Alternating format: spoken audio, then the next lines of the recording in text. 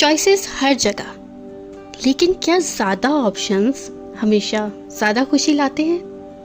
आजकल हर चीज़ के हज़ार ऑप्शंस हैं, खाना, कपड़े, मोबाइल फ़ोन्स और करियर्स तक।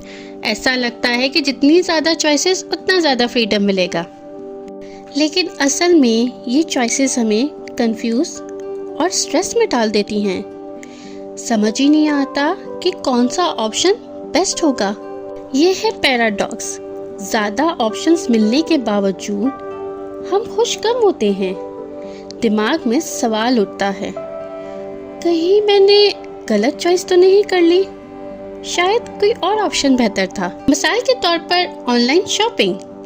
हम घंटों तक कंपेयर करते हैं, लेकिन आखिर में अपनी चॉइस से ज़्यादा खुश नहीं होते। हर वक्त यही सोचते हैं कि शायद कोई और चीज़ बेहतरीन थी।